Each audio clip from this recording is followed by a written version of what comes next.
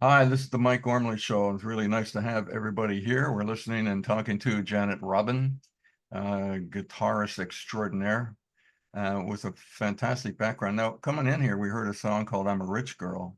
Yeah. Uh, Not rich. Yeah. But it's yeah. not about you. Is that what you're saying?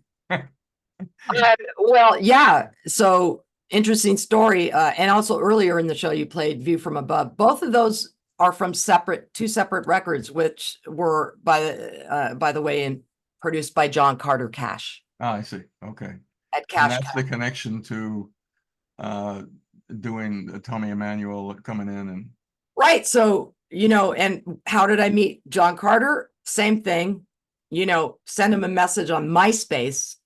Remember that? yeah.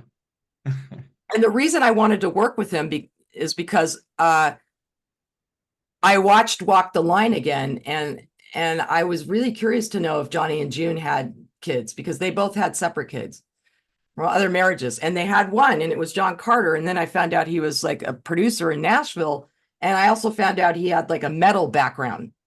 It Oh, turns out, really? yeah, yeah, he like grew up listening to Judas Priest and all that. And it turns out later, after we started working together, that he was a fan of precious metal. Really This is a fan of, oh, how cool. he used to live out here and go to our shows on Sunset Boulevard. So the synchronicity of all of this is well, I don't think anything happens. Uh, I think everything happens on purpose. Uh, Nothing happens by coincidence. So anyway, I really wanted to work with him when I was doing my singing songwriter stuff because I thought he would really get my background of doing singer songwriter stuff, but like rock guitar. So he was like into it, and I had him produce two of my records, and then cut to the String Revolution. We wanted to do another cover, and I just thought we should do a Cash song, which is always could be precarious. Again, be careful about the covers you choose. But then I was like, if we're going to do a Johnny Cash song, we should ask his son to see if he's interested in producing it. And maybe we can go there to Cash Cabin in Nashville and do it there. So we made all that happen. And John Carter was reluctant at first until he heard our demo. Then he was like, all right, okay. I mean, again, it's his father's song. He's yeah. very protective of his dad's legacy. Yeah, how you present it to the world, right? 100%. And so it was so important that we had his blessing and for him to be involved in this recording. And then since we had a guest on Crazy Train, it worked so well. We thought, you know what? Maybe we should have a guest on this song. And it was like all very last minute, literally like the day before, we're like, well, who can we get? It should be someone that lives in Nashville because we can't fly anybody out. And, we're thinking of all these people. And I thought of Tommy because, he would be so great on this track. And he's such a great player. And I know that he loves Johnny Cash. And I had opened for him years ago when I was doing my solo thing. I opened for him in Prague. I don't know if he was going to remember me or not. But anyway, I thought, oh, this is a long shot because he's never home. He's always touring. But our manager, reached out to his manager. And of course, it's like the one day that he's in town that we're recording at Cash Cabin.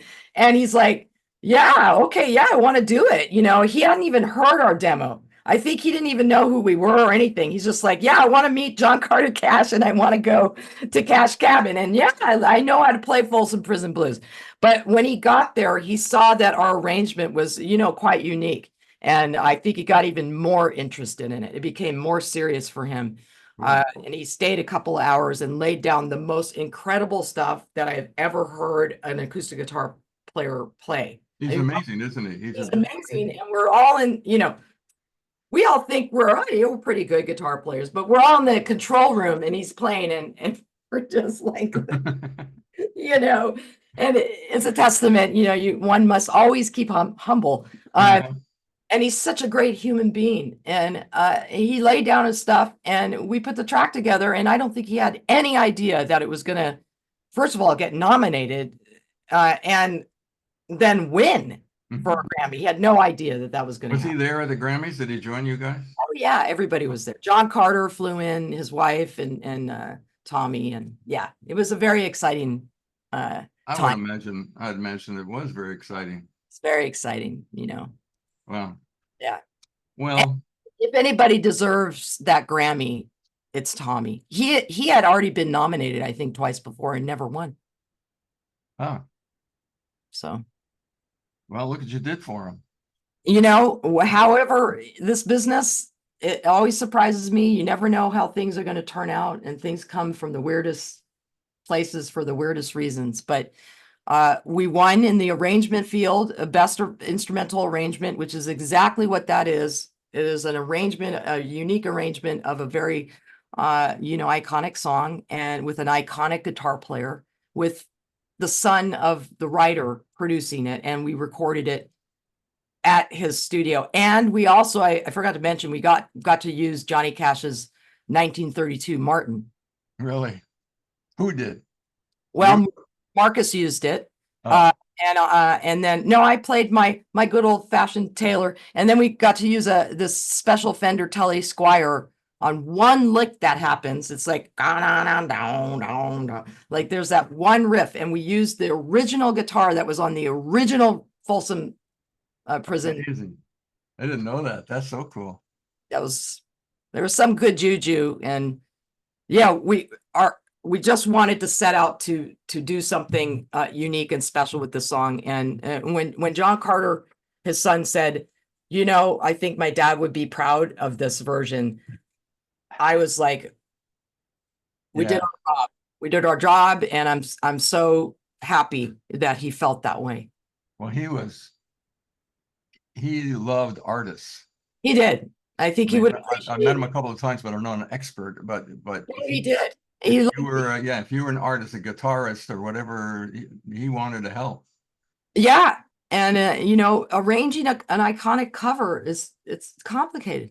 You know, Yeah. it's more complicated than one thinks, especially for instrumental.